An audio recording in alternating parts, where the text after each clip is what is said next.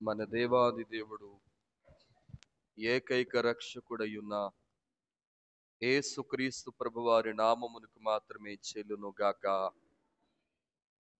చిన్న వాక్యం చదువుకుందామండి. మత్తయి సువార్త 17వ అధ్యాయం. మత్తయి సువార్త 17వ అధ్యాయము మొదటి వచనాన్ని చదివి పెట్టండి. చదవండమ్మా.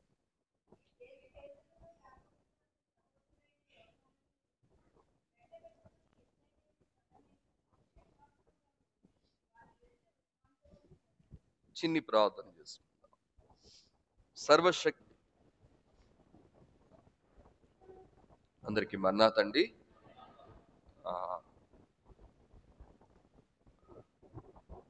రాత్రికాల సమయం అంతా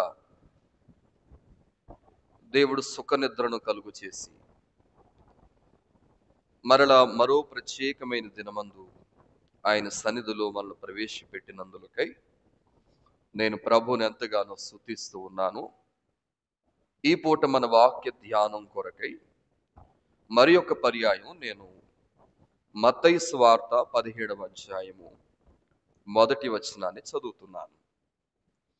6 దినములైన తర్వాత యేసు పేతురును, యాకోబును, అతని సహోదరుడైన యోహానును వెంట పెట్టుకుని ఎత్తైన యొక్క కొండ మీదకు ఏకాంతముగా పోయి వారి ఎదుట రూపాంతరము పొందెను. దేవుడి పరిశుద్ధ వాక్యం మన క్షేమార్థమై దీవించును గాక. దయచేసి స్థలాలు పైకెత్తి వాక్యాన్ని శ్రద్ధగా ఆలకించాలని ప్రేమతో మనవి చేస్తూ ఉన్నాను. మరి గడిచిన రాత్రికాల సమయమందు మనము 3 ప్రాముఖ్యమైన విషయాలు నేర్చుకున్నాము. ఏమిటో చెప్పగలరా? Very good, God bless you. ఈ పూట మరి ఒక ప్రత్యేకమైన సంగతి వాక్యములో నుండి మనం గ్రహించే ప్రయత్నం చేద్దాం. ఎవరైనా మనకు ఎప్పుడైనా నీతి వాక్యాలు చెప్తే సర్వసాధారణంగా మనుషులు ఏం చేస్తారంటే చెప్పిన వాళ్ళు సరైనోళ్ళా అని చూస్తారు. ఈ ఫ్యాన్ కొంచెం ఆఫ్ చేస్తారండి. ఒకవేళ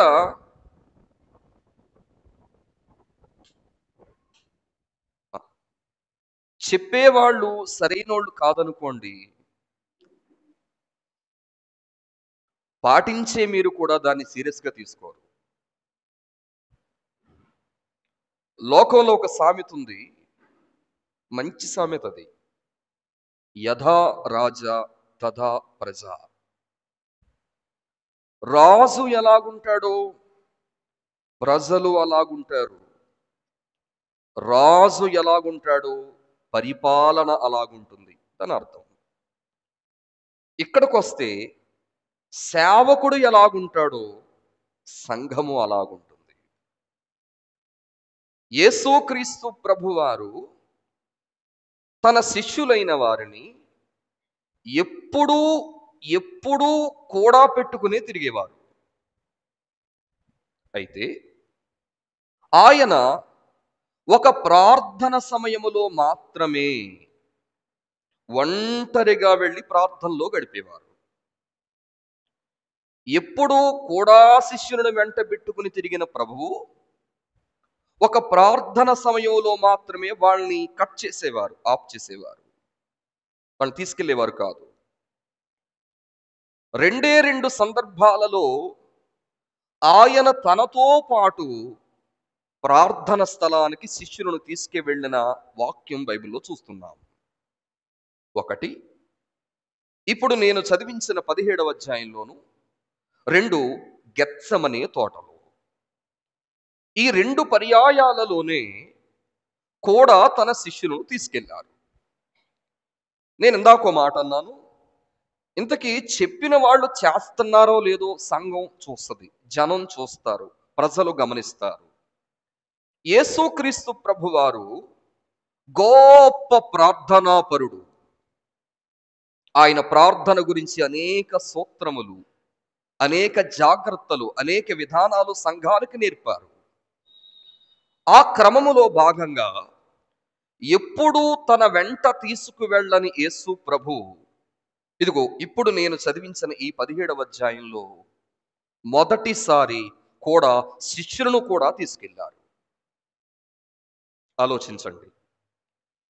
ఒంటరిగా ప్రార్థన చేసుకునే అనుభవము మాత్రమే ఉన్న ప్రభు ఈసారి కూడా శిష్యులను ఎందుకు తీసుకెళ్లారు? ఏ కారణం చేత తీసుకెళ్లారు? ఏ ఉద్దేశం చేత తీసుకెళ్లారు? ఉదాహరణగా చెప్పాలంటే, మరి రాత్రి అయ్యగారికి చిన్న సాక్ష్యం చెప్పాను. నా సాక్ష్యం, నేను అప్పటికి బాగా చిన్నపిల్లోడిని, సేవకి పనిచేసే వయసు కాదు నాకు. కాబట్టి మా నాన్నగారు ముసలితనంలోనికి వచ్చేసారు.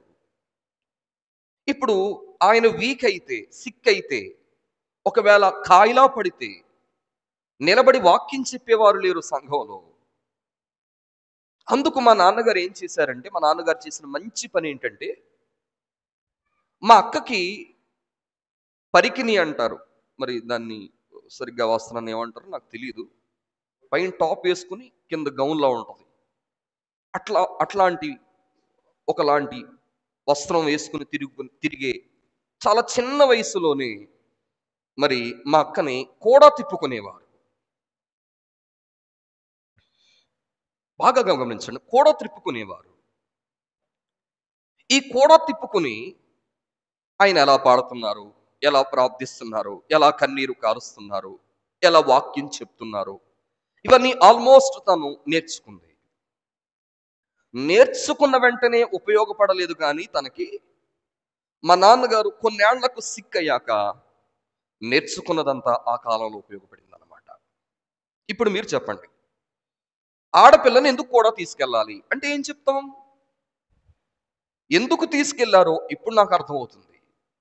అలాగే యేసుక్రీస్తు ప్రభువారు ఒంటరిగా ప్రార్థనలో గడిపే ఆయన ఇప్పుడు కూడా శిష్యులను ఎందుకు తీసుకెళ్లారు? ఎందుకు తీసుకెళ్లారు? మా నాన్నగారు ఎందుకు తీసుకెళ్లారు, ఈ నాన్నగారు అందుకే తీసుకెళ్లారు. చూసి నేర్చుకుంటారు, చూసి గ్రహిస్తారు. ఏ సేవకునికైనా ఒక ఆత్మీయ తండ్రి ఉంటాడు, ఏ సేవకునికైనా ఒక గురువు గారు ఉంటారు.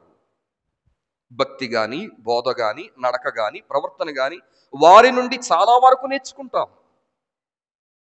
సంఘము ఎదుట సేవకుడు కూడా నలిగిపోవటానికి గల కారణం ఏంటంటే, మీరు నేర్చుకోవాలనే, మీరు మార్చుకోవాలనే, మీరు సరి చేసుకోవాలనే మాదిరిగా నడుస్తారు. అయ్యగారు అన్నారు, పాదిరి మాదిరి. ఎందుకు మాదిరిగా నడుస్తాం? మీరు కూడా కొన్నాళ్లకు ఎలా తయారైపోవాలి చెప్పండి? మాదిరిగా, పాదిరి గారికి మాదిరిగా తయారైపోవాలి. దేవునికి స్తోత్రం. విషయానికి వచ్చేస్తున్నాం. ఇప్పుడు కూడా శిష్యులను తీసుకెళ్ళినారు. ఒక ముగ్గురు శిష్యులను తీసుకెళ్లారు. వారి పేర్లు ఇక్కడ వ్రాయబడ్డాయి: పేతురు, యాకోబు, యోహాను. అక్కడ వ్రాయబడిన మాట ఎత్తైన కొండ అని రాస్తుంది. ఎక్కడికి తీసుకెళ్లారట? చదునుగా ఉన్న ప్రాంతానికి కాదు, సులువుగా నడిచే ప్రాంతానికి కాదు, ఎత్తైన కొండ. మీలో ఎవరైనా కనీసం ఒక గుట్ట ఎక్కిన వారైతే కొండ ఎక్కటం ఎంత కష్టమో తెలుస్తుంది. ఇక్కడ వ్రాయబడిన మాట కొండ కాదు, ఎత్తైన కొండ. ఎత్తైన కొండ అంటే పర్వతముతో సమానమైన కొండ.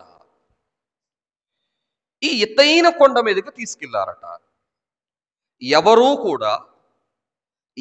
కూడా ఆగిపోలేదు. ఆయన పిలిచిన వారు ఆగిపోలేదు. అందరూ కూడా ఆ ఎత్తైన కొండ ప్రభువుతో కలిసి ప్రయాసపడి ఎక్కారు. ఇంతకీ ఆ ఎత్తైన కొండ ఎందుకు ఎక్కించారు ప్రభు? ఆయన ఎందుకు ఎక్కారు? వీళ్ళు చూస్తున్నారు మొదటిసారి. ఆ ఎత్తైన కొండ మీదకి వెళ్ళి ఒక మూలకు వెళ్ళి, లేదా వీరికి కొంచెం దూరంగా వెళ్ళి ఆయన బలమైన విజ్ఞాపన చేస్తూ ఉన్నారు. ప్రసవ వేదన పడుతూ విజ్ఞాపన చేస్తున్నారు. ఇది వీళ్ళు గమనిస్తూ ఉన్నారు. అమ్మా, మీ సేవకుడు ఎలా నడుస్తున్నాడు, ఎలా ప్రార్థిస్తున్నాడు, ఎలా కన్నీరు కారుస్తున్నాడు, ఎలా నలుగుతున్నాడో మీరు చూస్తున్నారా?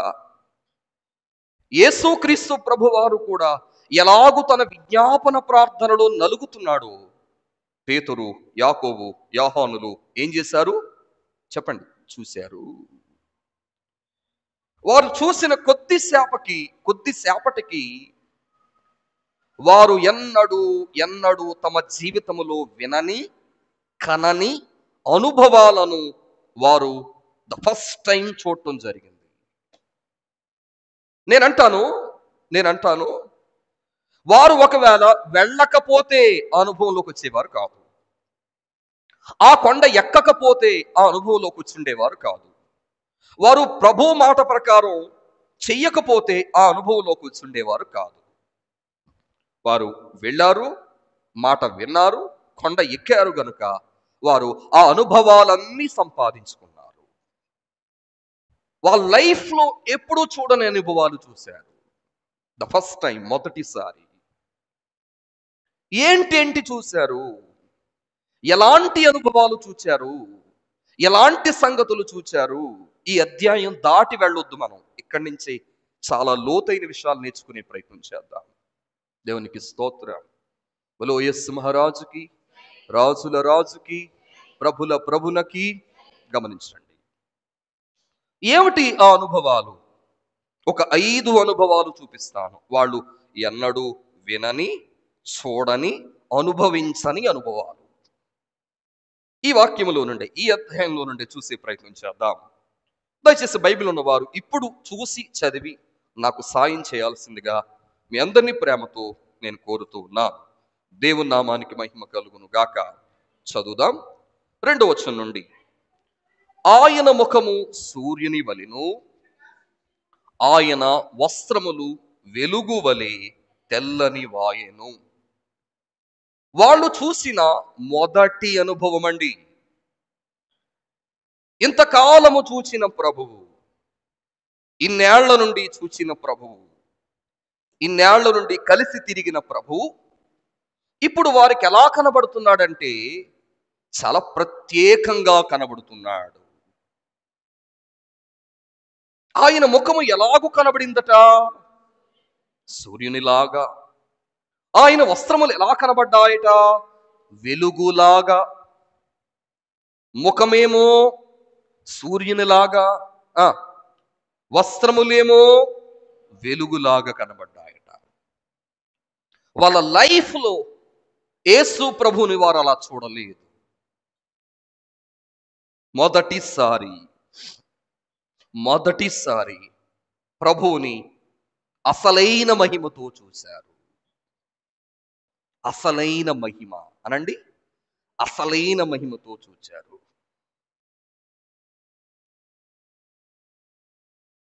విమలాత్మ ప్రోక్షణం పుస్తకం గురించి రాత్రి నేను చెప్పాను కదా మీకు. ఆ పుస్తకంలో దేవదాసయ్య గారు ఒక పాట కోట్ చేశారండి. ఒక పాట సాంగ్.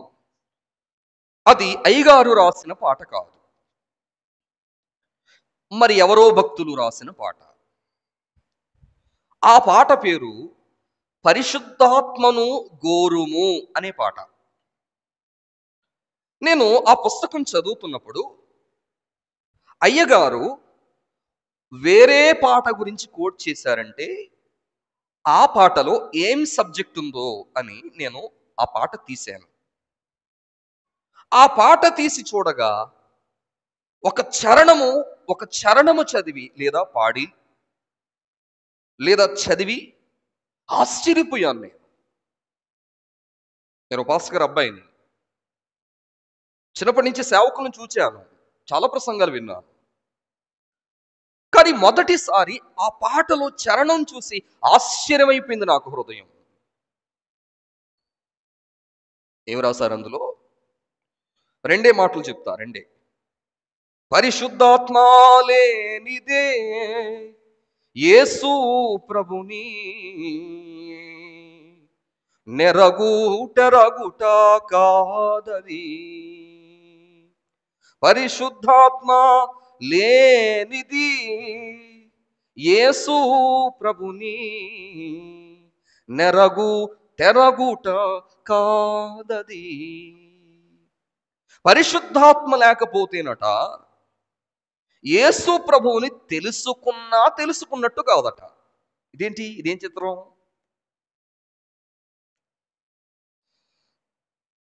ఎలా చెప్పనా, మీకు అర్థమైనా చెప్తాను.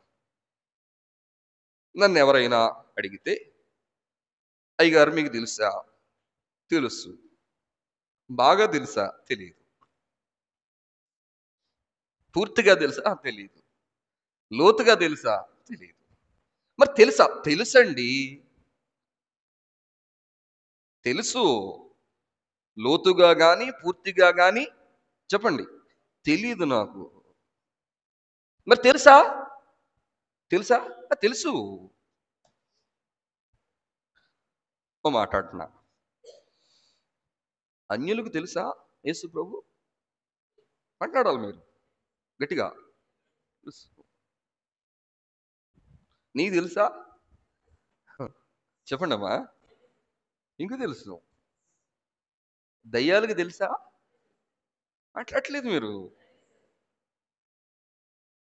దావీదు కుమారుడా, మా సమయం ఇంకను రాలేదు, మమ్మల్ని బాధించుటకు అప్పుడే వచ్చేసావా? దేవుని కుమారుడా, మాతో నీకేమి? దేవుని కుమారుడా, వీళ్ళకి ఇంకా తెలియదు, కూడా ఉన్నోళ్ళకి. కూడా ఉన్న శిష్యులకి ఇంకా తెలియదు. తెలియకుండా దయ్యములు పట్టుకుని ఇద్దరు మనుషులు ఎదురుగా వచ్చి వారిని ఎవరూ బంధింపలేకపోయారు, ఉగ్రులైనందున అని వ్రాయబడింది అక్కడ. బట్టలు లేకుండా గాయాలు చేసుకుని చూడటానికి అళ్ళిపోయేంత స్వరూపం కలిగిన వాళ్ళు గబగబ పరిగెత్తుకుని వచ్చి వాళ్ళ నోట నుండి ఏ మంచి మాట ఊహించగలం మనం? కానీ వాళ్ళు అంటున్నారట, దేవుని కుమారుడా. అయ్యగారు ఆ మాట కోట్ చేసి అన్నారు, దయ్యములే సాక్ష్యం ఇస్తుంటే, దయ్యాలే దేవుని గురించి సాక్ష్యం చెప్తుంటే మనం ఇంకెంత గట్టిగా సాక్ష్యం చెప్పాలి? చప్పలు కొట్టండి. నేనంటాను నిజం, గట్టిగా సాక్ష్యం చెప్పాలి. తెలిస్తే కదా అమ్మా, తెలిస్తే కదా చెప్పగలం. నేను అయ్యగారి గురించి ఎంత చెప్పగలను? తెలుసా అంటే తెలుసు అంతే. ఊరేంటి, పేరేంటి, ఇదేంటి, అదేంటి, ఇదేం చెప్పలేను.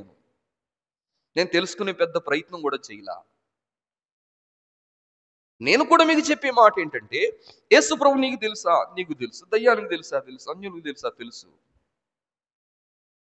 దయ్యానికి అన్యులకు తెలిసిన దానికంటే నీకు ఇంకెక్కువేం తెలుసు? అది ప్రశ్న, అది విషయం. పరిశుద్ధాత్మ లేనిదే యేసు ప్రభుని నువ్వు నీకు తెలిసినట్టు కాదట. ఇంకో చిత్రమైన మాట, మనం దిద్దుపాటు నెలలో ఉన్నాం గనక. పరిశుద్ధాత్మ లేనిదే వేదాగమా పఠనము కాదది.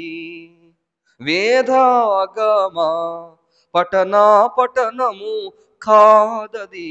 మీకు అర్థం కాకపోయినా చెప్తాను నేను. నెరాచి కాటిల్ట సరుకులు వెదకు రీతి మరు వెదకి నను నీరర్ధకమైపోవును వేగా. దాని అర్థం ఏంటంటే, పరిశుద్ధాత్మ లేకుండా వాక్యమును పఠిస్తేనట చీకటింటిలో సరుకులు ఎత్తుక్కున్నట్టు ఉంటుందట.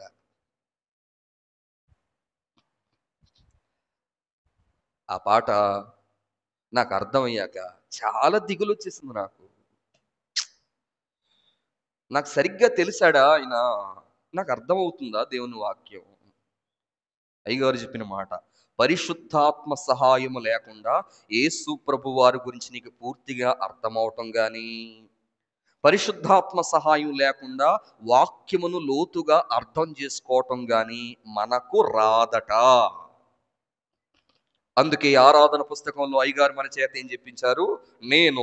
నేనే అంటే మీ పేరు పెట్టుకోవాలి. నేను పరిశుద్ధాత్మను నమ్ముచున్నాను, ఆయన ఆవేశము వలనే దైవ గ్రంథము వ్రాతలోనికి వచ్చినదనియు, ఆయన వెలిగింపును బట్టియే ఆ గ్రంథము. చెప్పండమ్మా, ఎవరి వెలిగింపు? పరిశుద్ధాత్మ వెలిగింపుతోనే మనకు సంగతులు అర్థం అవుతాయట. దేవునికి స్తోత్రం.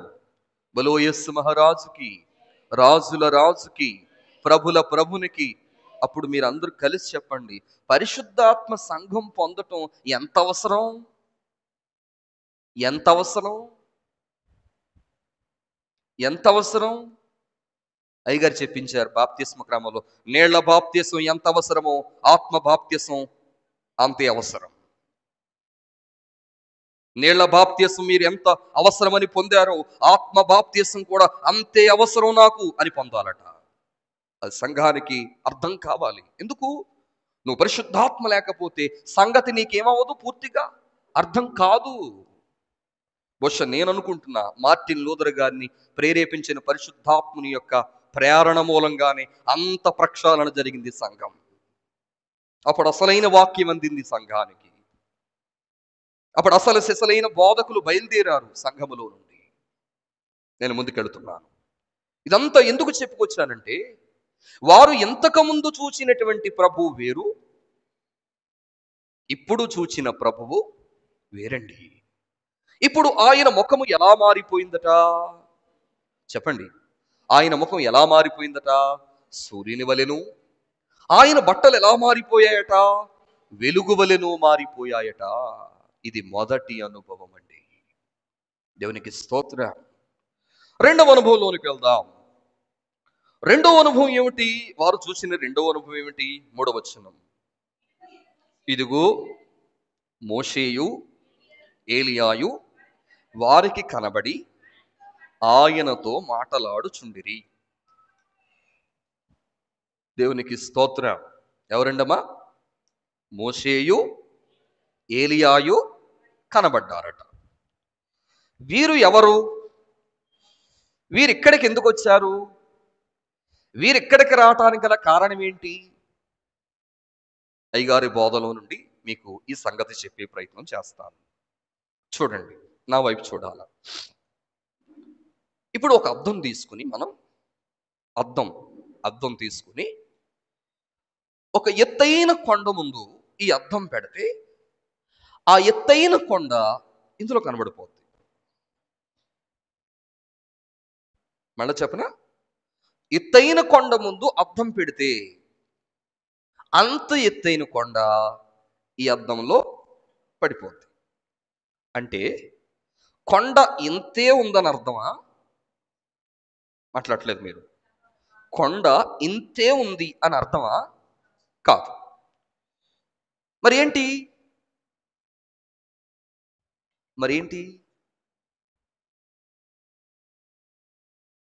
ఏంటి? అసలు స్వరూపం వేరు, దాని ఎత్తు వేరు, దాని వెడల్పు వేరు, దాని వైశాల్యం వేరు. ఇది కేవలం ఛాయ. అనండి గట్టిగా. అంటే నీడంతే. మనం నడిచి వెళ్తుంటే వెనకాల నీడ పడుతుంది. అది మనమా? కాదు, అది మన ఛాయ అంతే. అట్లాగేనట ఈ రూపాంతర కొండ అనుభవము రెండవ రాకడకు ఛాయ లాంటిదట. చిన్న ఛాయ లాంటిది. ఐ రిపీట్, ఈ రూపాంతర కొండ అనుభవము యేసుక్రీస్తు రెండవ రాకడకి చిన్న ఛాయ, చిన్న నీడలాంటిదట. ఇంతకంటే ఎన్ని రెట్లు గొప్పగా ఉంటుందో చూడండి. ముందుకెళ్ళిపోతున్నాను. మీరు నన్ను ప్రశ్న వేయాలి, వేయకపోయినా నేను చెప్తా. ఏంటంటే, అయ్యగారండి, మరి మోషే ఏలియా మాత్రమే ఎందుకు వచ్చారు అక్కడికి? అబ్రహాం ఉన్నారు, నోవాహు ఉన్నారు, ఇంకెవరెవరో ఉన్నారు, వాళ్ళెవరూ రాలేదే. వీళ్ళు ఎందుకు వచ్చారు?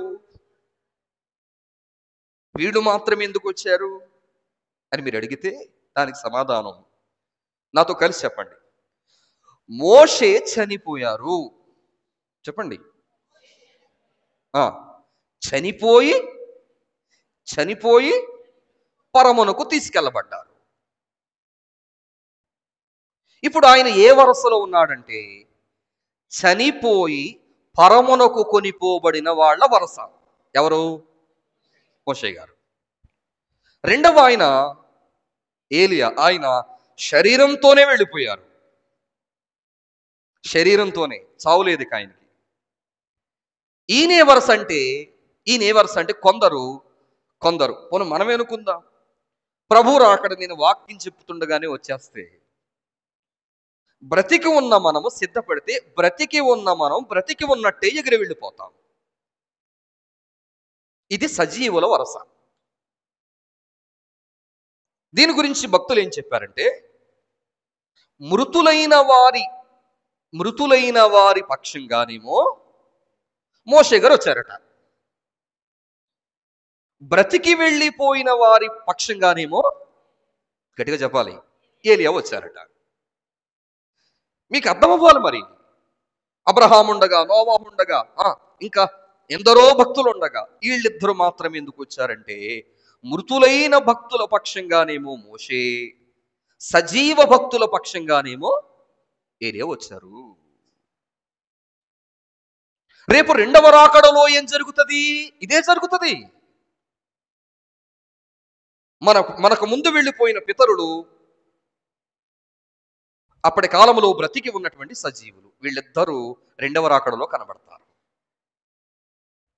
పాడుకుందాం. మృతులైన భక్తులు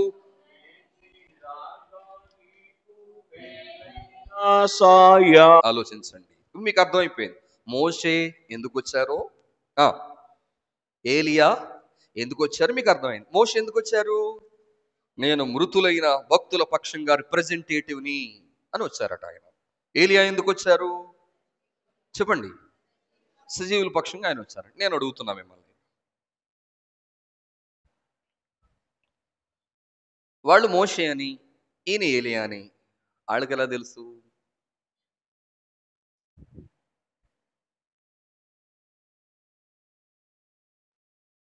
ఐడి కార్డు వేసుకున్నారా? ఏమా ఈయన మోషే గారే, ఈయన ఏలియా గారే. ఇప్పుడు మా తాత కూడా తెలియదు. నాకు మా తాత కూడా తెలియదు. ఎందుకంటే మేము పుట్టేటప్పటికి అందరూ వెళ్ళిపోయారు. చెప్పాలంటే మరి ఈ పేతురు, యాకోబు, యోహానులకి మోషే, ఏలియాలు ఎంత పూర్వం వారు? ఎన్ని వేల సంవత్సరాల క్రితం వారు? 4 తరాల అవతల వాళ్ళు చెప్పమంటేనే మనం తడుముకుంటాం కదా. సుమారు 4000 సంవత్సరాల క్రితం వాళ్ళు మరి ఎలా గుర్తుపెట్టారు? ఈయనే మోషే, ఈయనే ఏలియా అని ఎలా గుర్తుపెట్టారు వాళ్ళు?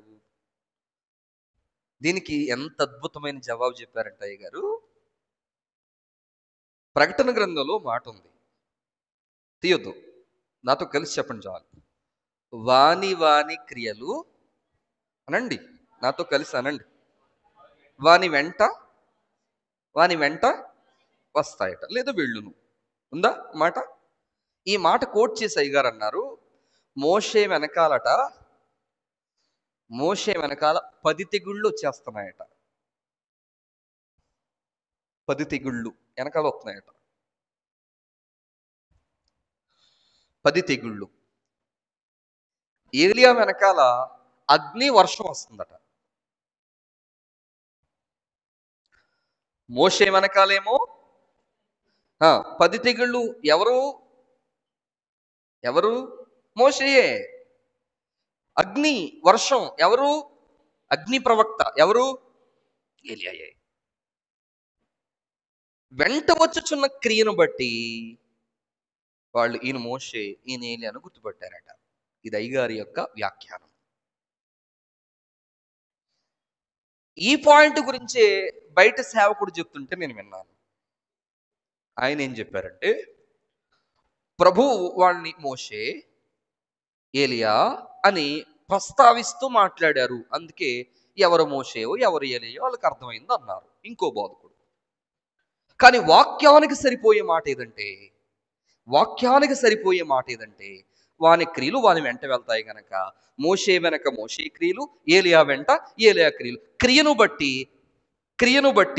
చెప్పండి, క్రియను బట్టి ఎవరో వాడు గుర్తుపట్టేశారట. దేవుని స్తోత్రం, హల్లెలూయా. ఇక్కడికి రెండు అనుభవాలు వాళ్ళు చూశారు. ఒకటి యేసు ప్రభువుని స్పష్టంగా అసలైన మహిమతో చూచారు. రెండు, పరలోక భక్తులను చూచారు. ఈ అనుభవాలన్నీ దొరికే చోటే దైవ సన్నిధి.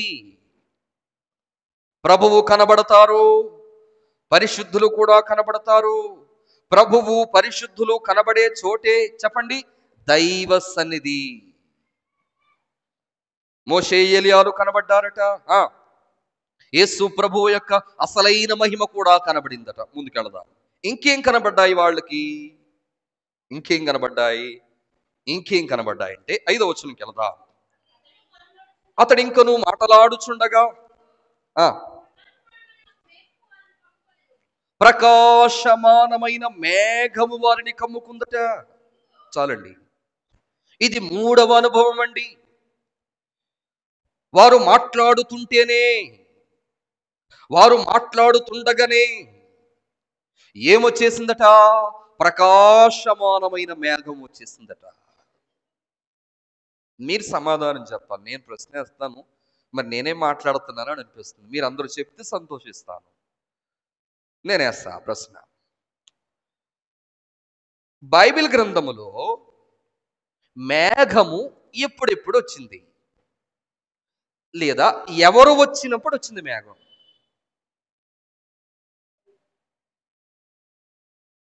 సీనాయి పర్వతం మీదకి ఏమొచ్చేది? మేఘం వచ్చేది. ఆ మేఘములో నుండి చెప్పండి, మేఘములో నుండి ఎవరు మాట్లాడేవారు? ప్రభువు మాట్లాడేవారు. తర్వాత ప్రత్యక్ష గుడారం పెట్టారు. దానికి ముందైతే వీళ్ళు ప్రయాణంలో మేఘం వచ్చేది. ఇప్పుడు చూస్తే మందిరం మీదకి మేఘం వస్తుంది. ఆ కాలం కూడా అయిపోయింది. సొలొమోను కట్టాడు దేవాలయం, దాని మీద కూడా ఏం దిగొచ్చేసింది? ప్రభు తేజస్సు మేఘం మీద దిగొచ్చేసింది. ఈ చరిత్రంతా చూస్తే దైవ ప్రత్యక్షత కలిగే సమయములో మేఘము వచ్చినట్లుగా మనం చూస్తూ ఉన్నాం. అందుకే మనం పాడుతాం, సొలొమోను దేవాలయములో నీదు మేఘము రాగానే యాజకులు నీ తేజ మహిమకు నిలువలేక పోయిరి. యాజకులు నీ తేజ మహిమకు. నేను చెప్తున్నాను, ఈ అనుభవం మరుగైపోయింది. మరుగైపోయింది. ఏ అనుభవం? మేఘము వచ్చుట, దేవుడు మాట్లాడుట, మేఘము వచ్చుట, మహిమ దిగుట, మేఘము వచ్చుట, మహిమ కమ్ముకొనుట, ఆవరించుట. ఈ అనుభవం వారి పూర్వీకులకు ఉన్నది కానీ వీళ్ళకు లేదు. మరుగైపోయింది ఆ అనుభవం.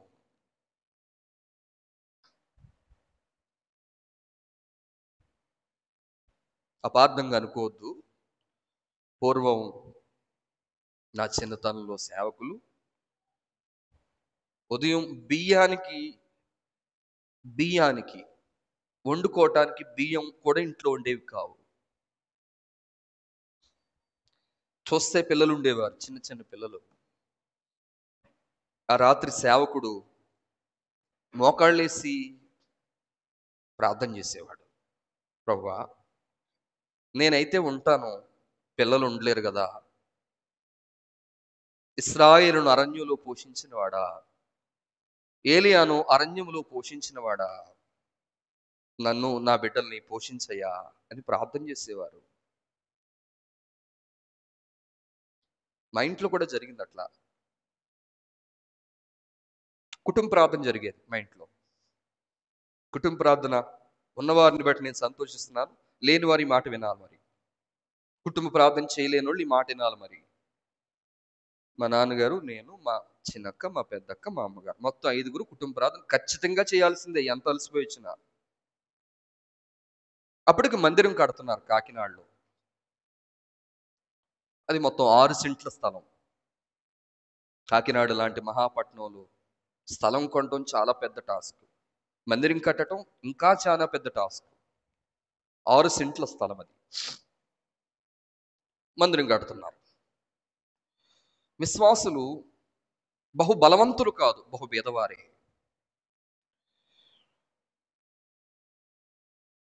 రేపు స్లాబ్ వేయటానికి మేస్త్రి గారు వస్తారు. ఆయనకి అడ్వాన్స్ ఇవ్వాలి, ఈయన దగ్గర డబ్బులు లేవు. అప్పుడు మమ్మల్ని మోకరింపచేసి ఆయన మోకరించి, రేపు డబ్బులు కావాలి, ప్రార్థన చెయ్యండి అన్నారు. ఎంత డబ్బులు కావాలి అని అడిగాను నేను. ఎంత అవసరమో అంత ఇమ్మని ప్రార్థన చేయమన్నారు.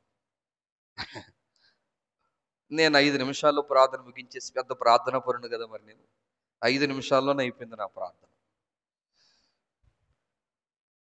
ఇక నువ్వు చేసేది ఏం లేదు, వెళ్ళి పడుకోమన్నారు. ఆయన తెల్లవారి వరకు ప్రార్థన చేస్తాను ఉన్నాడు. పొద్దున్నే ఫోన్ చేసి వాడు అన్నాడు, అడ్వాన్స్ కూడా ఏముంది పాస్టర్ గారు, ఇద్దరు కానీ పని అయ్యాక ఇద్దరు కానిలండి అన్నాడు. అది స్లాబ్ అయిపోయాక ఇచ్చాం అతనికి. ఆ మాట అనేటట్లు చేసింది ఎవరు సరే, కుటుంబ ప్రార్థన. కుటుంబం అంతా కలిసి చేసిన, చెప్పండి, ప్రార్థన. ఈరోజు దేవుని పాదాల యొద్దకు వచ్చిన దేవుని పిల్లారా, నేను మీతో చెప్పే మాట ఏంటంటే, మిమ్మల్ని గమనించమని చెప్పే మాట ఏంటంటే, ఈ అనుభవాలు ఈ కాలంలో మరుగైపోయాయి, లేవు, కొన్ని చోట్ల అస్సలు లేవు. ఇందాక బాబుతో మాట్లాడుతున్నాను. సుమారు ఒక 20 సంఘాలకు తిరిగి ఉంటాను ఈ సెప్టెంబర్ అక్టోబర్లో. 20 సంఘాలకి హోల్ హార్టెడ్గా చెప్తున్నాం మేము. 20 సంఘాలు బైబిల్ మిషన్ సంఘాలే. 10 సంఘాలు బైబిల్ మిషన్ పునాది మీద నుండి తప్పుకున్నాయి. లేవిక ఆ పాట లేదు, ఆ ధ్యానం లేదు, ఆ వాక్యం కూడా లేదు. లోకముతోని సంఘము కూడా అన్నారు కదా, ఇప్పుడు సంఘమే, చెప్పండి, బైబిల్ మిషన్ వధువు సంఘమే ఏమైపోయింది? సామాన్యమైన సంఘం అయిపోయింది. వధువు సంఘం, చెప్పండి, సామాన్యమైన సంఘం అయిపోయింది. బాధ, చాలా బాధ. నేను అదే అంటున్నా, ఆ మహిమ, ఆ మేఘము మరుగైపోయింది. ఎలా వస్తుంది? మనల్ని బట్టే వస్తుంది మేఘం. సరైన వ్యక్తి ప్రార్థిస్తే, సరైన వ్యక్తి నిలబడితే సరైన మేఘం వచ్చేస్తుంది. ఎస్, ఖచ్చితంగా. మోషే కాలంలో కొంతమంది వెళ్ళారు, మేము కూడా అని. గెట్ అవుట్ అన్నాడు దేవుడు. ఎవరు నిలబడాలో వాళ్ళే నిలబడాలి. మేఘం వచ్చింది. నేను ఆ మాటకి ఎంత మురిసిపోయానంటే, నా వైపు చూడండి, చెప్తా. తమ పితరులకు కలిగిన అనుభవం, ద ఫస్ట్ టైం, చాలా వందల సంవత్సరాల తర్వాత యేసు ప్రభువుతో పాటు కొండ ఎక్కి వెళ్ళిన ఆ వ్యక్తులకు తమ పితరులకు కలిగిన అనుభవం కలిగింది. మేఘం అలా వచ్చేసిందట. ఆ మేఘం పేరు మహిమ మేఘము. ఏ మేఘం? మహిమ మేఘం. వాళ్ళ ఎక్స్పీరియన్స్ ఎట్లా ఉంటుందో చూడండి, మీరు గమనించండి. మరి ఇది 3వ అనుభవం. వెళ్ళారండి, వెళ్ళటాన్ని బట్టి వచ్చింది అనుభవం. చెప్పిన మాట విన్నారు, అందుకే అనుభవం వచ్చింది. కష్టపడి కొండ ఎక్కారు, అందుకే అనుభవం వచ్చింది. ఏమిటో అనుభవం? ఒకటి, ప్రభువుని అసలైన రూపంతో చూడగలిగారు. ఛాయే, అది కూడా ఛాయే లెక్క ప్రకారం. రెండు, ఎప్పుడో పితరులు చూచిన మోషేను, ఏలియాను, వాని క్రియలను కూడా వారి వెంట వెళ్ళటం చూచినారు. ఇది ఎంత గొప్ప అనుభవం. మూడు, మేఘము వారిని, చెప్పండి గట్టిగా, మేఘము వారిని ఏం చేసిందట? కమ్ముకుందట. నాలుగవది ఇక్కడ అట్లా ముద్రించబడలేదు కానీ నేను చెప్తాను పాయింట్, అది అవునో కాదో చెప్పండి చాలు. నాలుగవ మాట, ఆ పరిశుద్ధులు మాట్లాడుకోవటం వీళ్ళు విన్నారు. ఎందుకు? ఏ వాక్యం ద్వారా చెప్పగలను? లూకాసు వార్త 9వ అధ్యాయం 31వ వచనాన్ని చూస్తే, లూకాసు వార్త 9వ అధ్యాయము, వారు మహిమతో అగపడి ఆయన యెరూషలేములో నెరవేర్చబోవు నిర్గమమును గూర్చి. ఏమిటి నిర్గమము? అనగా ప్రయాణం గురించి మాట్లాడారట. నేను అంటున్నా సందర్భం చెప్పాలి కదా. పిఎల్ జేమ్స్ అయ్య గారు తెలుసునా మీకు? తెలీదా? గురువు గారు. మా ఊరికి బైబిల్ మిషన్ వచ్చిందంటే కారణం పిఎల్ జేమ్స్ అయ్య గారు. మా ఊరికి బైబిల్ మిషన్ రావడానికి కారణం, వాళ్ళ వైఫ్కి మా ఊరిలో పిహెచ్సి ప్రైమరీ హెల్త్ కేర్ సెంటర్లో ఆవిడ నర్స్ కింద చేసేవారు. ఆవిడ్ని బట్టి మా ఊరికి ఆయన కూడా కాపురం వచ్చారు. ఇప్పటికీ అన్యులు సాక్ష్యం ఇస్తారండి. అన్యులు సాక్ష్యం ఇస్తారు. ఏమని? అయ్య బాబోయ్, ఎంత భక్తిపరుడు, ఎంత మంచివాడో, ఎంత మంచి స్వరమో నేను చూడలేదు. ఈ ఫోన్ వచ్చాక కొన్ని మంచి పనులు కూడా జరిగాయి. నెట్ వచ్చాక అనుకోకుండా ఒకసారి పిఎల్ జేమ్స్ అయ్య గారి ప్రసంగం ఒకరు ఆడియో పంపించారు నాకు. ఎక్కడో నేను సాక్ష్యం చెప్తే, మీ గురువుగారా, మీ నాన్నగారు గురువుగారా, నా దగ్గర ఒక ప్రసంగం ఉందని పంపించాడు ఆయన. నేను విని చాలా సంతోషపడ్డాను. నేను మా అమ్మగారికి హెడ్ ఫోన్స్ పెట్టి ఓ మంచి ప్రసంగం వినిపిస్తా నేను అని మా అమ్మగారికి వినిపిస్తే, అలా వింటుంది, ఇలా తుడుచుకుంటుంది, అలాగే వింటుంది, ఎట్లా కళ్ళు తుడుచుకుంటుంది. కళ్ళన్నీ ఇరిపికిపోయాయి మా అమ్మగారికి.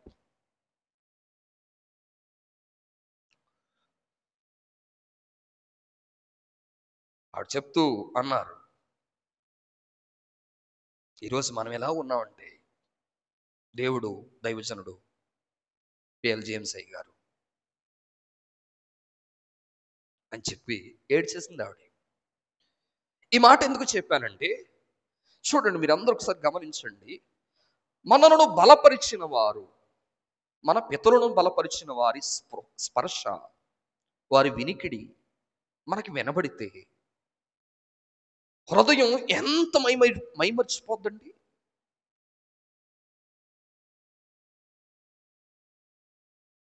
హృదయం ఒకలాగైపోదు. హృదయం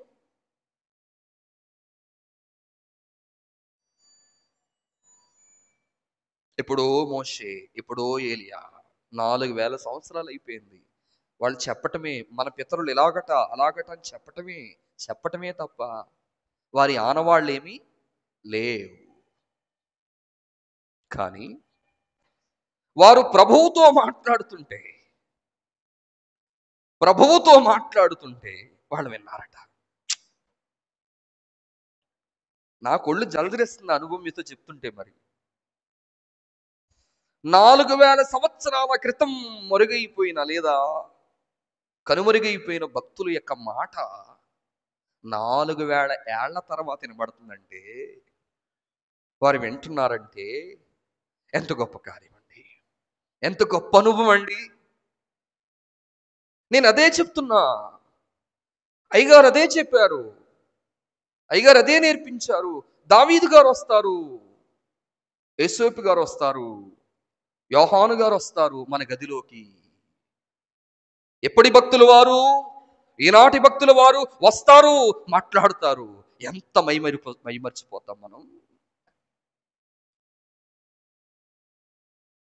ఎంత శ్రేష్టమైన అనుభవం వారికి దొరికిందంటే కారణం, వారు ఆ రూపాంతర కొండ సన్నిధిలోనికి వెళ్ళినారు, ఎక్కారు, మాట విన్నారు, ప్రభువు చెప్పిన దాని ప్రకారం చేశారు.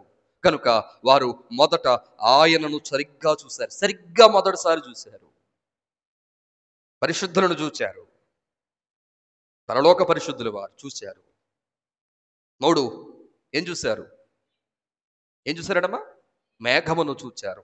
4, 9:31 ప్రకారం వారి మాటలు కూడా ఏం చేశారండమ్మా? విన్నారు.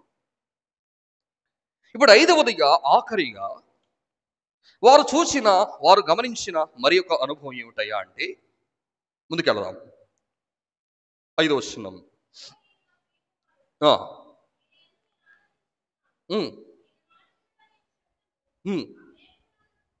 దేవునికి స్తోత్రం. ఆఖరిగా వారు తండ్రి స్వరాన్ని కూడా విన్నారు. పరలోకపు తండ్రి యొక్క స్వరాన్ని కూడా విన్నారు. దేవుడు నేడును మీతో కనబడును, మీతో మాట్లాడును.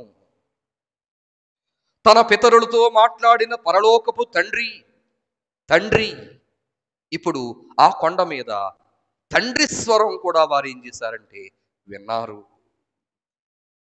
ఇక్కడికి 5 అనుభవాలు చెప్పాను నేను. ద ఫస్ట్ వన్, మొదటిది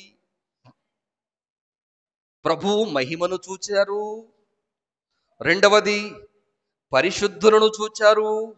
3 మేఘమును చూచారు. 4 పరిశుద్ధుల స్వరం విన్నారు. 5 పరలోకపు తండ్రి స్వరం కూడా విన్నారు. నేను అడుగుతున్నా మిమ్మల్ని,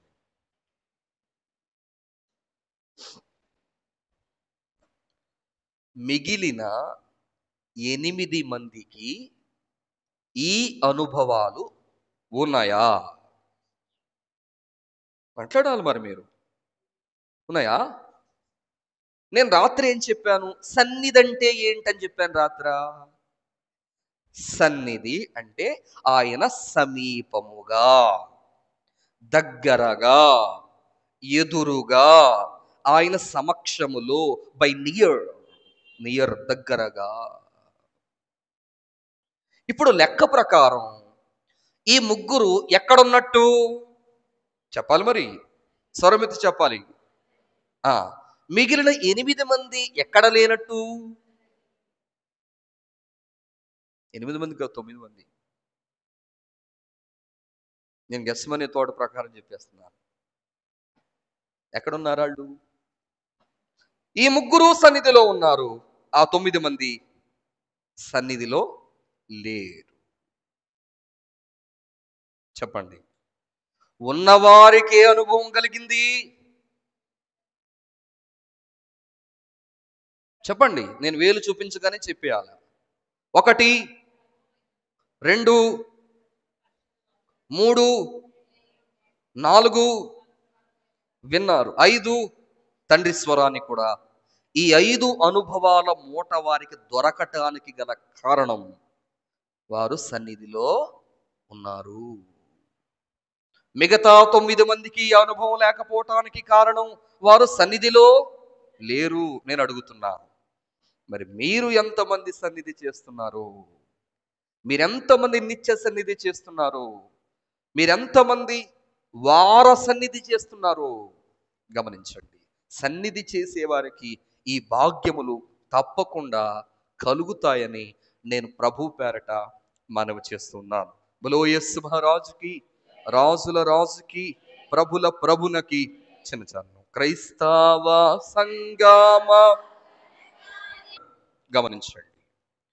ఈ 5 విషయములు రాసుకున్న నేను ఈ వాక్యమును ధ్యానించగా ఈ వాక్యమును పఠించగా పఠించగా పరిశుద్ధాత్మ తండ్రి నాకు రెండు సంగతులు, ఈ వాక్యములో నుండి నాకు రెండు సంగతులు ప్రభువు తేటపరిచారు. నేను మీతో చెప్తున్నా ఆ విషయాలు. నాతో కలిసి చెప్తారా? సన్నిధిలో అర్థములు బయలుపడును. మొదటి మాట. రెండు, సన్నిధిలో అపార్థములు తొలగును. చెప్తారా? సన్నిధిలో అర్థాలు బయలుపడతాయట. రెండు, సన్నిధిలో అపార్థాలు తొలగిపోతాయట. మొదటి మాట, సన్నిధిలో అర్థములు బయలుపడతాయి. చూద్దాం. ఈ 17వ అధ్యాయంలోని 9వ వచనం 10 నుండి చదివి పెట్టండి. నేను చదువుతున్నానండి. అప్పుడు ఆయన శిష్యులు, ఇలాగైతే ఏలియా ముందుగా రావాలనని శాస్త్రులు ఎందుకు చెప్పుచున్నారని ఆయనను అడిగిరి. ఏం చేశారు? ఆయన ఏం చేశారమ్మా? అడిగారు. ఈ మాట గుర్తుపెట్టుకోవాలి. అడిగారు. 11, అందుకు ఆయన, ఏలియా వచ్చి సమస్తమును చక్కబెట్టునన్న మాట నిజమే, అయినను ఏలియా ఇది వరకే వచ్చెను, వారతనిని ఎరుగక తమకిష్టము వచ్చినట్టు అతని ఎడల చేసిరి. మనుష్య కుమారుడు కూడా అలాగే వారి చేత శ్రమలు పొందబోవుచున్నాడని మీతో చెప్పుచున్నానెను. ఎప్పుడైతే ఈ వివరము యేసుక్రీస్తు ప్రభు చెప్పారో, 13 చూడండి. అప్పుడు ఆయన బాప్తిస్మమిచ్చు యోహానును గూర్చి తమతో చెప్పినని శిష్యులు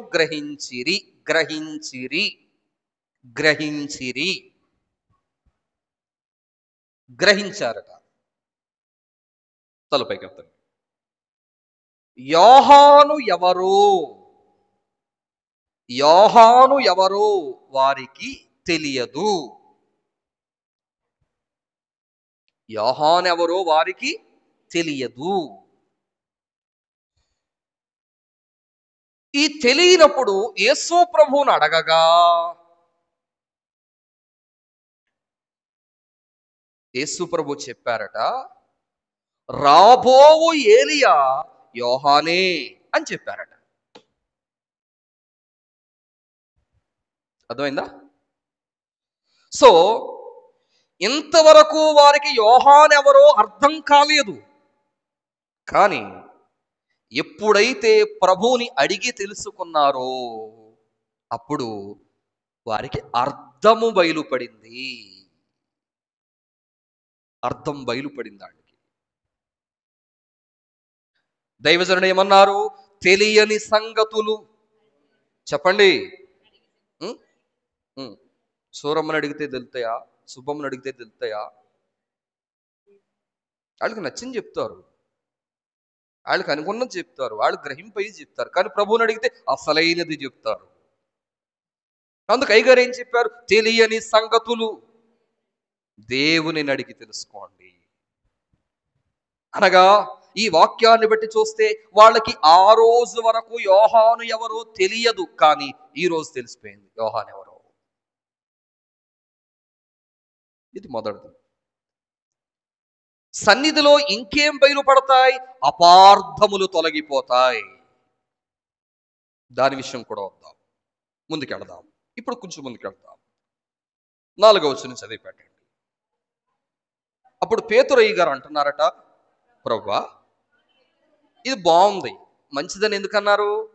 బాగుంది, వాళ్ళకి చాలా బాగా అనిపించింది, ఇక్కడ ఉండటం మంచిది. నీకు ఇష్టమైతే మోషేకొకటి, నీకొకటియు, మోషేకొకటియు. అంటే అర్థం ఏంటి?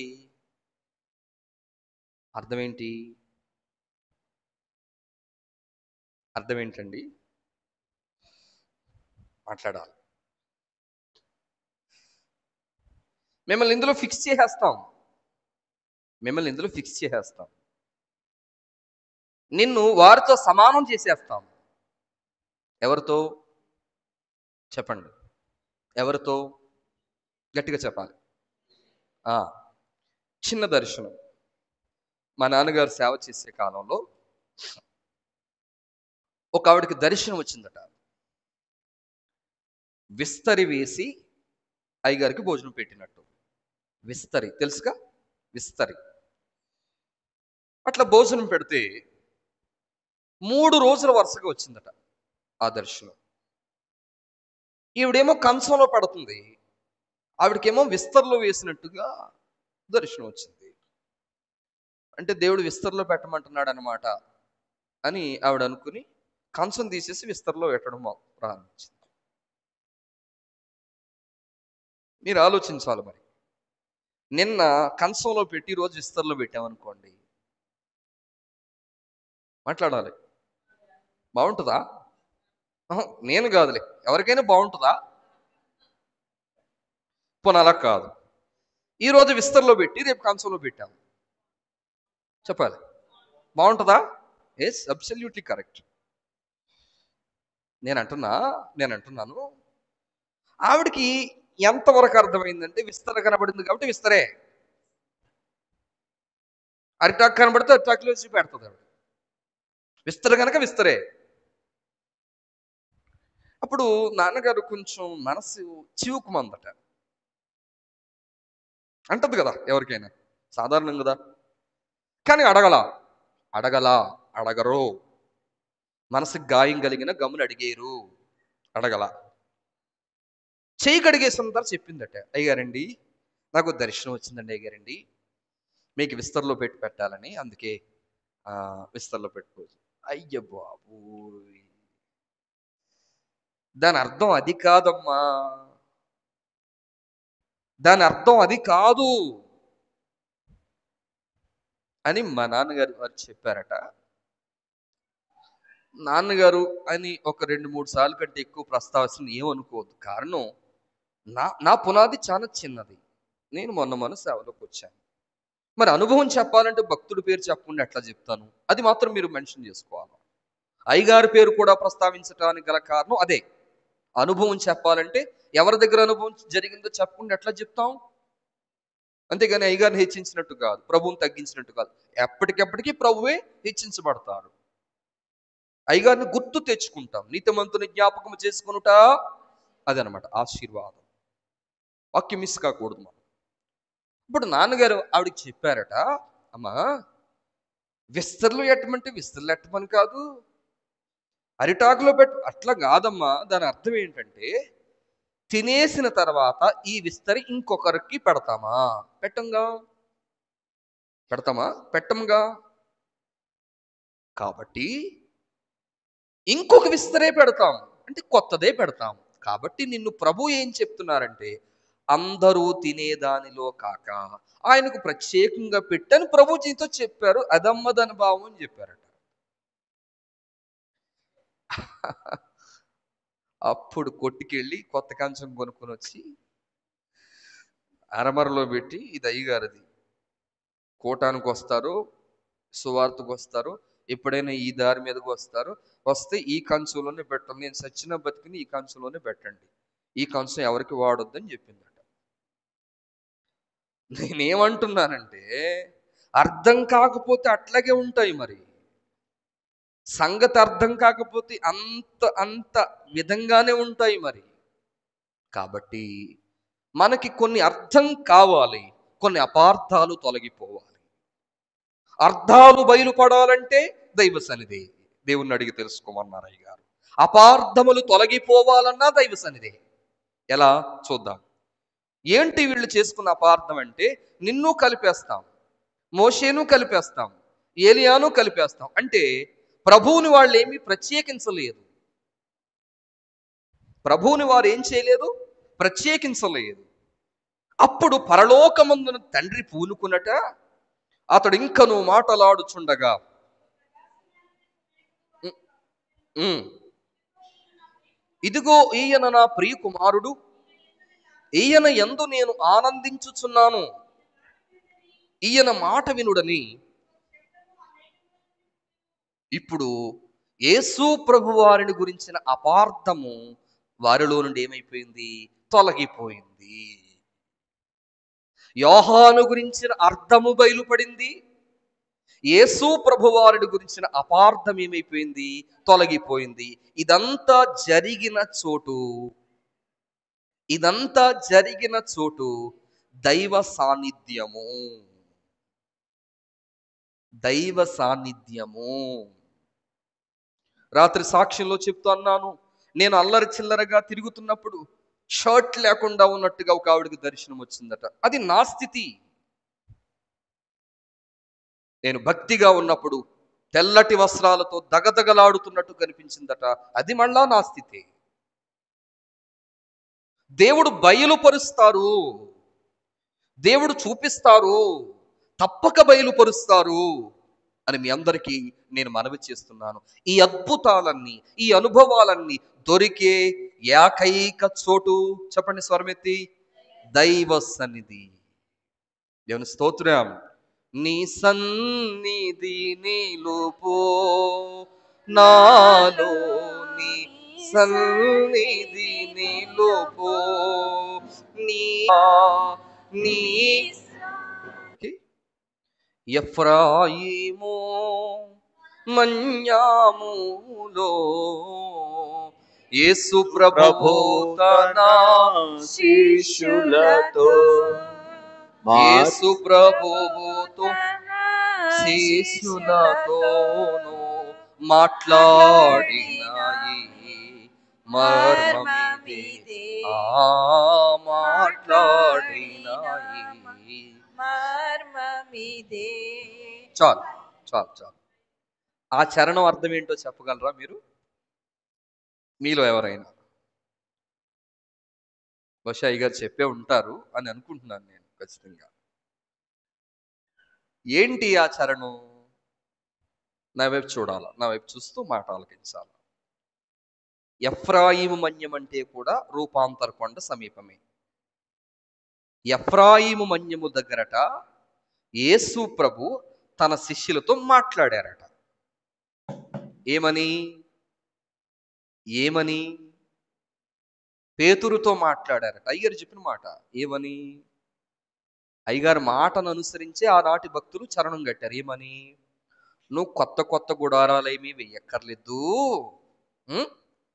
కొత్త గుడారాలేమీ నీవు వెయ్యక్కర్లేదు. ఈ కొండ మీద ఒక ఆయన రాబోతున్నాడు, ఆయన వేస్తాడు ఒక గుడారం, ఆ గుడారం పేరు సన్నిధి. చప్పులు కొట్టండి. ఆ వేసిన ఆయన పేరు దేవదాసయ్య గారు. చప్పులు కొడదాం అని చెప్పారట. పెద్దలు చెప్పుకొని నేను విన్నాను. అది ఆ చరణం భావం. పాడదాం ఇప్పుడు. ఎఫ్రాయిము మన్యాములో, ఎఫ్రాయిము మన్యాములో యేసు ప్రభువు తన శిష్యులతో మాట్లాడిన మర్మమిదే. మాట్లాడిన మర్మమిదే. బైబిలు కలువరి నాదుని ప్రియసుతుడు ఫాదరు యెహోవాదాసు. దేవునికి స్తోత్రం. రాత్రి నేను మీకు మాట్లాడుతూ అన్నాను, మరి ఒక వచనం చదివి నాకు చాలా ఏడుపు వచ్చిందని చెప్పాను. నేను వెళ్ళేలోగా ఖచ్చితంగా దాని గురించి మాట్లాడతానని చెప్పాను. అన్నానా? మాట్లాడాలి మరి మీరు అన్నాను. ఆ వచనం ఈ సందర్భానికి తగినట్టు చూపించి మనం ముందుకెళ్ళిపోయి మనం త్వరగానే ముగించుకునే ప్రయత్నం చేద్దాం. కొరింథీకి వ్రాసిన మొదటి పత్రిక, అపోస్తలుడైన పౌలు కొరింథీయులకు వ్రాసిన మొదటి పత్రిక. ఈ వాక్యాన్ని మీరు ఎంత గట్టిగా పట్టుకోవాలంటే అయ్యగారు నన్ను పిలిచినా పిలవకపోయినా, ఇంకెవరు వచ్చినా, ప్రభు రాకడ వరకు ఈ మాట మీ హృదయములో నుండి చెరిగిపోవటానికి వీలు లేదు. అంత గట్టి మాట ఇప్పుడు నేను చదివించే మాట. దయచేసి ప్రేమతో మనం వచ్చేస్తున్న మీరందరూ బైబిల్ తీసి చూడాలా. కొరింథీయులకు రాసిన మొదటి పత్రిక 3వ అధ్యాయం. ఎందుకు ఏడుపు వచ్చిందో, నాకెందుకు భారం కలిగిందో మీకు చెప్తాను ఈ వచనం చదివించి. దయచేసి 10వ వచనము నుండి మీలో ఎవరైనా గట్టి స్వరంతో చదవగలిగేవారు చదివి పెట్టండి.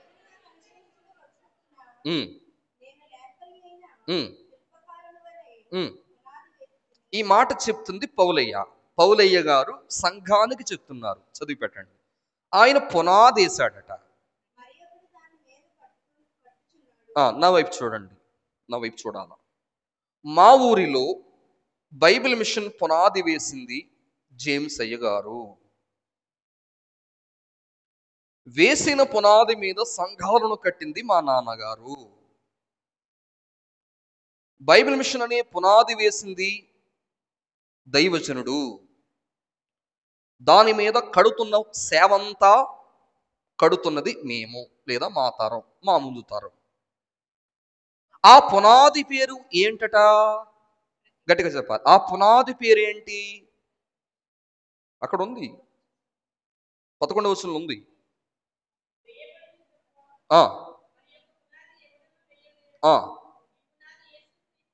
ఆ పునాది పేరు ఏంటట? గట్టిగా చెప్పాలి, అందరూ చెప్పాలి. బాగా వినండి, నా వైపు చూడాలి. ఇప్పుడు ఈ బిల్డింగ్కి ఇంకొక అంతస్తు వేయాలి అనుకుందాం. ఇంకోసారి వేస్తామా పునాది?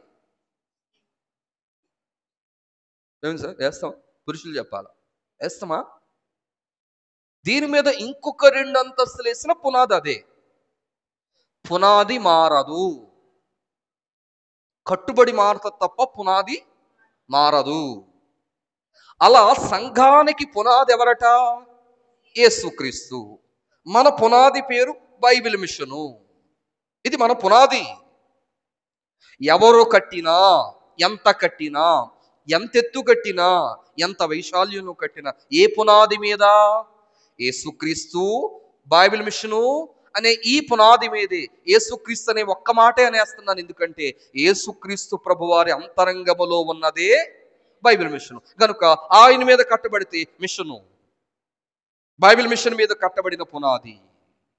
ఇప్పుడట ఈ తరం తర్వాత మా నాన్నగారి తరం వచ్చేసింది. మా నాన్నగారి తరంతో నా తరం వచ్చేసింది. నాకు 2 బాబులను ఇచ్చాడు దేవుడు. రాకడ ఆలస్యమైతే వాళ్ళ తరం వచ్చేస్తుంది. అయితేనట పునాది మారదు, పునాది అదే. అయితే ఈ పునాదిని ఆధారం చేసుకుని ఎవరు కడుతున్నారో వాళ్ళట ఎలా కడుతున్నారో చూసుకోవాలట.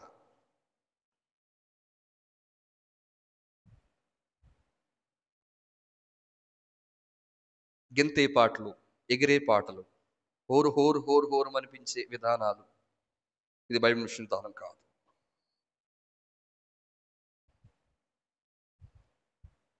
ఈ మాట రాసుకోండి, దయచేసి మీ మనసులో అయినా రాసుకోండి. ఆత్మ కుమ్మరింపు వేరు, పూనకం వేరు. కుమ్మరింపును పూనకంగా మార్చొద్దు. కుమ్మరింపు వేరు, పూనకం వేరు.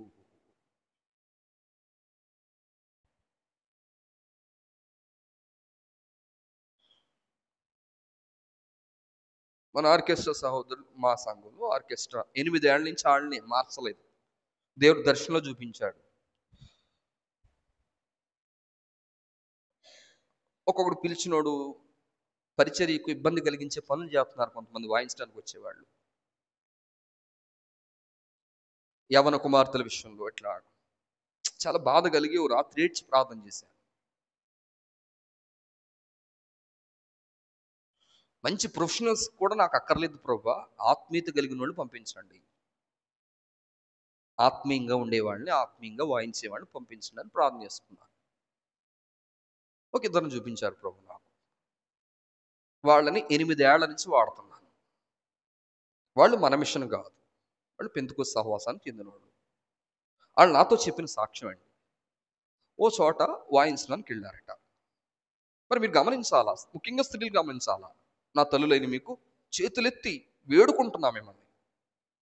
వాయించే వాళ్ళు ఏం చెప్పారంటే, వీళ్ళు వాయిస్తుంటేనట ఒక ఆమె, ఈ మాట బయటకు వెళ్ళకూడదు అనుకుంటే ఆఫ్ చేయొచ్చు, ఒక ఆమె ఇట్లా జుట్టు విరబోసుకొని, నాలుగు బయటకు తీసుకుని, పరిశుద్ధాత్ముడు అపరిశుద్ధాత్ముడు అంట వీళ్ళ పేటల మీదకి వచ్చేసిందట, వాయిద్యుల మీద. వాడికట వాయించిన అట్టుకుని లేచిపోనరా బాబు ఇక్కడి నుంచి, భయం వేసేసిందటండి. మా ఏమేసిందట? భయం వేసిందట.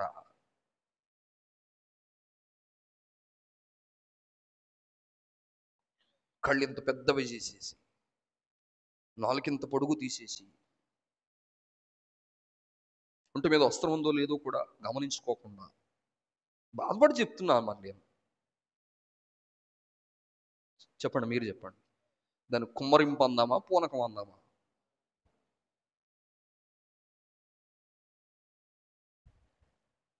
మరి మీరు తేడా తెలుసుకోవాలి. మరి తేడా తెలుసుకోకపోతే సొంత ఆత్మ ఏదో, బ్రహ్మపరిచేదత్వ మీద, దుష్టాత్మ ఏదో, వెలుగుదూత వ్యాసం వేసుకొచ్చే ఆత్మ మీద తెలియలేని స్థితికి వెళ్ళిపోతుంది ఈరోజు సంఘం.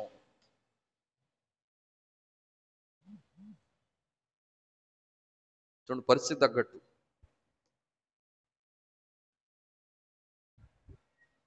దాని రైజింగ్ పెరిగికూడదు, వాళ్ళ విధానాలు పెరిగి, అది అట్లా కాదు. మేడగదిలో ఎవరో డ్రమ్ పట్టుకెళ్ళలేదు, కీబోర్డ్ పట్టుకెళ్ళలేదు, ఆర్కెస్ట్రా పట్టుకెళ్ళా. తీర్మానంతో వెళ్ళారు, దర్శనంతో వెళ్ళారు, వాగ్దానం పట్టుకుని వెళ్ళారు. చప్పులు కొట్టండి. వెళ్ళేటప్పుడు మసి బుగ్గుల వలె వెళ్ళారు, తిరిగి వచ్చేటప్పుడు అగ్ని కణికల వలె బయటకు వచ్చారట. గట్టిగా చప్పులు కొడదాం. అది జరగాల్సింది. కారణం ఏంటో తెలుసా? వారందరూ ఏక మనస్సు కలిగి, ఇది ప్రధానం, ఇది కాదు, ఏక మనస్సు కలిగి ప్రార్థన చేశారట. చేస్తే చేయొచ్చు, ఆత్మీయంగా చేసేవాళ్ళు ఉన్నారు. అల్లరిగా కాదు, ఆకతాయితనంగా కాదు, ఇట్లా కొట్టగానే ఆగిపోయేటట్టు కాదు. బల్ల మీద కొడతారట, ఇట్లా కొట్టగానే ఆగిపోవాలంతే, అలా కాదు. ఆత్మకుమ్మరింపు వేరు, ఆత్మకుమ్మరింపు విధానం చెప్పండి వేరండి, వేరు వేరు వేరు. బలోయస్ మహారాజుకి, రాజుల రాజుకి, ప్రభుల ప్రభునకి, దేవుని నామానికి మాత్రమే మహిమ కలుగును గాక. ఇదంతా ఏ విషయం గురించి చెప్తూ వెళ్ళాను నేను? ఇప్పుడు నేను చదివించిన కొరింథీ పత్రిక 3వ అధ్యాయంలో నేను చదువుతున్నాను, చూడండి 11:10 నుండి. దేవుడు నాకు అనుగ్రహించిన కృప చొప్పున నేను నేర్పరియైన శిల్పకారుని వలె పునాది వేసేదని, మరి ఒకడు దాని మీద కట్టుచున్నాడు. ప్రతివాడు దాని మీద ఎలాగూ కట్టుచున్నాడో చెప్పండి. ఒకరు జోకులేసి కట్టేయచ్చు, ఒకరు లేని ప్రేమ కుమ్మరించి కట్టేయచ్చు, అబద్ధాలు చెప్పి కట్టేయచ్చు, దొంగతనం చేసి 4 ఆత్మలు దొంగిలించి కట్టేయచ్చు, ఎట్లాగట్లాగా వీళ్ళు వాళ్ళని చూపించేసుకోవచ్చు. కానట కడుతున్నవాడు ఎలా కడుతున్నాడో చూసుకోవాలట. ఏ పునాది మీద కడుతున్నాను, ఇది కాదు. ఇంకా హైలైట్ మాట ఉంది, ముందుకెళ్దాం. చదవండి, 12 నుండి చదవండి. నాతో చెప్పండి. కొంతమంది పనట, 12వ వచనం చూస్తూ చెప్పండి నాతో. కొంతమంది పనట బంగారము లాగుంటుందట అనండి. కొంతమంది పని వెండిలాగా ఉంటుందట. చెప్పండి, మీరు చెప్పాలి గట్టిగా. మరి 2 రోజులు భరించండి, ఈ పూట ఇంకో పూట భరించండి. మరి 3, కొంతమంది పని కొంతమంది వెలగల రాళ్ళు కట్టినట్టు కడతారట సంఘాన్ని. కొంతమంది కర్రను కట్టినట్టు, తడికలతో కడతారుగా, ఇట్లా కట్టి కడతారుగా, అట్లా కడతారట. కొంతమంది గడ్డితో, ఇది ఇంకా తేలిక, గడ్డితో కట్టేస్తారట. కొంతమంది తెలుసుగా కొయ్యకాలంటే కోత కోసాక మిగిలిపోతాయి ఇంత ఎత్తు, వాటితో కడతారట. బంగారంతో కడతారు, వెండితో కడతారు. Very good. మీరు చెప్పాలా, బంగారంతో కట్టేదానికి గడ్డితో కట్టేదానికి తేడా ఉంటుందా ఉండదా? మాట్లాడాలి మరి మీరు. సార్ ఉంటుందా? వెండితో కట్టేదానికి కొయ్యకాలతో కట్టేదానికి తేడా ఉంటుందా ఉండదా? చెప్పండి అమ్మా. వెలగల రాళ్లతో కట్టిన దానికి కర్రలతో కట్టిన దానికి తేడా ఉంటుందా ఉండదా? దీనికి పునాదేసి స్తంభం వేయాలంటే పట్టే టైంకి అక్కడ నాలుగు కర్రలు పాతి పందిరేయటానికి రెండు సమానమేనా? కాదు. కష్టంలో తేడా ఉంది, సొమ్ములో తేడా ఉంది, ప్రయాసలో తేడా ఉంది, పనివారిలో చాలా తేడాలు ఉన్నాయి. దానికి దీనికి అది నీడ ఇది నీడ అనొద్దు. చాలా తేడా ఉంది, చాలా చాలా తేడా ఉంది. వాక్యం ఏం చెప్తుందంటే అది నిలబడుతుందట, ఇది నిలబడుతుంది. అమ్మా, ఏది కర్రతో కట్టింది నిలబడుతుంది, గడ్డితో కట్టింది నిలబడుతుంది, కొయ్యకాలతో కట్టింది నిలబడుతుంది, వెండి బంగారం కూడా ఇవన్నీ నిలబడతాయట. కానీ ఎప్పటి వరకు నిలబడతాయి? చదవండి. వాటి వాటి పని కనబడును ఆ దినము అనండి, అనగా రెండవ రాకడ దినమట. దాన్ని తేటపరుస్తున్నట. ఎలాగా? అది అగ్ని చేత బయలుపరచబడును, మరియు వాని వాని పని ఎట్టిదో అగ్నియే పరీక్షించును. ఏ రోజు? ఏ రోజు? రాకడ దినమందు. ఇప్పుడు మీరు చెప్పండి, ఆ రోజు వరకు నిలబడతాయట అవన్నీ. ఇప్పుడు అగ్ని లాంటి శ్రమ ఎప్పుడైతే సంఘం మీద పడిందో మీరు చెప్పాలా, కొయ్యకాలు ఏమైపోద్ది, గడ్డి ఏమైపోద్ది, కర్ర ఏమైపోద్ది, బంగారం ఏమవుతుంది? తెలుసా? మీలో బంగారం గురించి కొంత ఐడియా ఉందా? బంగారాన్ని కాల్చే కొలది దాని వెలుగు, దాని మహిమ, దాని కాంతి పెరిగిపోతుంది.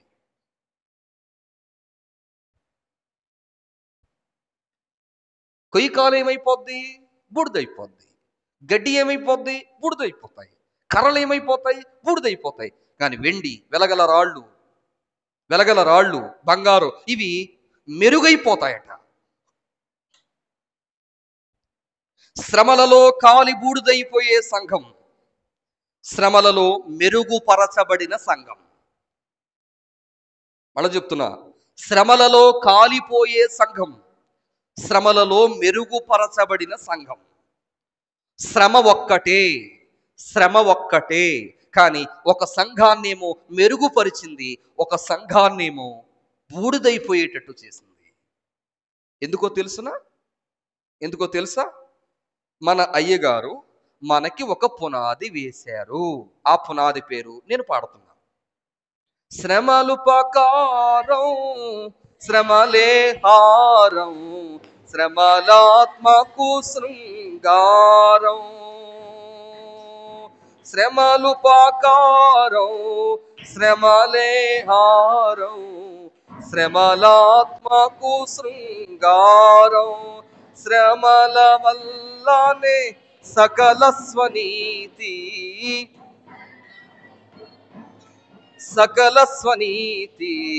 సమసిపోవును శ్రమల యందే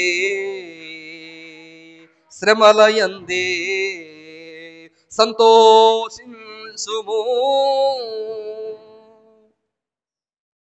ఇది అయ్యగారు మనకు వేసిన పునాది. ఇప్పుడు మీరు చెప్పండి, రెండవ రాకడలో శ్రమలు వస్తే ఈ పునాది మీద ఏ సంఘాన్ని ఏ భక్తుడు కడతాడో ఆ పునాది మీద కట్టబడిన సంఘం వాన వచ్చినను, వరద వచ్చును, గాలి విసిరి ఆ ఇంటి మీద కొట్టినను అది పడిపోదు. మనం నిలబడే సంఘంగా ఉందామా, పడిపోయే సంఘంగా ఉందామా? చెప్పండి. దానికి పునాది ఏంటి? మన బోధే పునాది. నేను చదివించేసి ముగించేస్తాను, టైం అయిపోయింది. 14. ఆ, ఆ, నా వైపు చూడండి, నా వైపు చూడండి. అయ్యగారు కట్టిన పని బంగారం లాంటిది అనుకోండి. నేను కట్టిన పని కర్రలతో తడికలతో కట్టింది అనుకోండి. రేపు రెండవ రాకడలో వచ్చే అగ్ని లాంటి శ్రమకట అయ్యగారి పని నిలబెడితేనట, అయ్యగారు సంపాదించిన విశ్వాసం నిలబడితేనట, అయ్యగారిని పిలిచి ప్రభువట జీతం ఇస్తారట. చప్పలు కొట్టండి. ఏ తర్వాత మాట చదవండి, తర్వాత మాట. ఒకని పని ఒకవేళ కాల్చివేయబడిపోయింది అనుకోండి, అతనికి నష్టం కలుగుతుందట. ఇది చదివి నాకు చాలా బాధ అనిపించింది. నేను బంగారం లాంటి సంఘాన్ని కడుతున్నానా, తడికలతో కట్టేస్తున్నానా, అప్పటికప్పుడు కట్టేస్తున్నానా? ఇప్పటికి నిలబడుతుంది, ఈ రోజుకి నిలబడుతుంది. కానీ రాకడలో 7 ఏండ్ల శ్రమల కాలములో చెప్పండి, 1000 ఏండ్ల పరిపాలనలో ఆ సంఘం నిలబడుతుందా? నిలబడదు. అందుకే భక్తి కష్టంగా ఉంటుంది, మోకాళ్ళ జీవితం కష్టంగా ఉంటుంది, సన్నిధి కష్టంగా ఉంటుంది, శ్రమలలోనే సంతోషం ఉందని నేర్పించే బోధ కష్టంగా ఉంటుంది. కానీ ఈ సంఘమే నిలబడుతుంది.